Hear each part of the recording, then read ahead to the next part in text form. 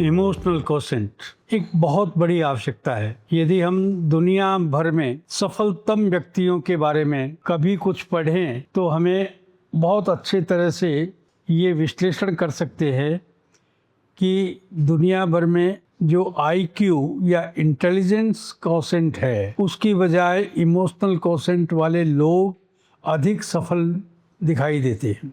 इतना इंटेलिजेंस की आवश्यकता नहीं है। हम बहुत भाग रहे हैं इंटेलिजेंस के पीछे या दिमाग को विकसित करने के पीछे, उसकी बजाय हम इमोशनल कोशेंट पर यदि ध्यान दें तो ये जो ब्रेकडाउन हो जाता है या हम बहुत जल्दी टूट फूट जाते हैं, इमोशनली डाउन हो जाते हैं या बहुत सारे अप्स एंड डाउन्स आते हैं, उसके कारण से हम कई बार असफलता का मुंह देखते हैं। ये इमोशनल कोशेंट के बारे में चरक ने एक बात लिखी है कि मन के 5 अर्थ हैं कि चिंत्य विचार्य ऊह्य ध्येय और संकल्प। उसमें जो चौथा अर्थ है ध्येय, वो भावना ज्ञान विषयम।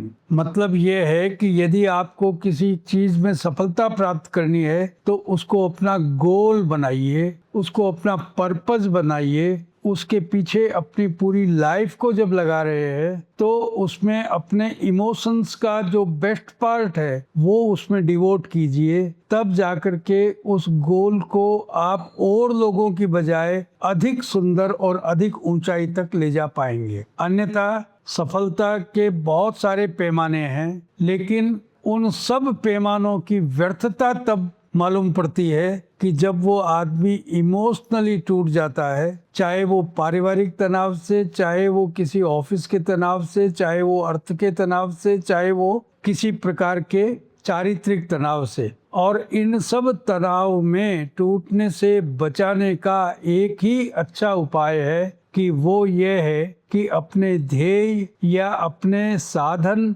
अपने गोल, अपने पर्पस में अपना पूरी तरीके से अपने आप को झोंक दे और उसमें किसी भी तरीके से, किसी भी ज्वार भाटे से टूटने लायक अपने आप को इतना कमजोर नहीं माने। क्यों कि ये जितना भी हम चिंतन करते हैं, जितना विचार करते हैं, जितना ऊहा या सोच विचार या नेगेटिव पॉजिटिव सोचते हैं, उसके बाद में हम यहाँ तक पहुँच गए हैं कि हमने ये गोल बनाया है, तो उस गोल प्राप्ति के लिए आपके मन में जो संकल्प है वो मजबूत हो, जो आपका कन्विक्शन है, जो अवधारणा है वो मजबूत हो। इसके लिए आवश्यक है कि आपका इमोशंस मजबूत हों, और इमोशंस वो होने चाहिए जो सर्वजन सुखाय सर्वजन हिताय हों। जो सबके लिए लाभदायक है वो आपके लिए भी लाभदायक होगा। आप अकेले उस परम तत्व को नहीं पा सकते हैं जब तक एक समष्टि या सृष्टि पूरी की पूरी आपकी यात्रा में आपका साथ नहीं दे। और इन सब लोगों को साथ में रखने के लिए, पूरी सृष्टि को साथ में रखने के लिए, उसकी वेल विशेस को साथ में रखने के लिए, उसके आशीर्वाद को साथ में रखने के लिए अपने आप को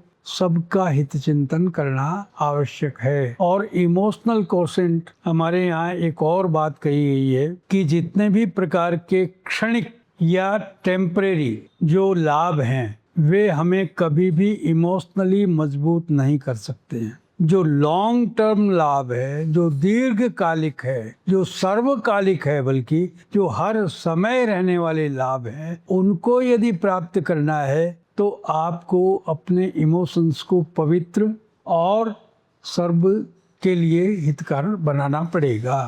धन्यवाद।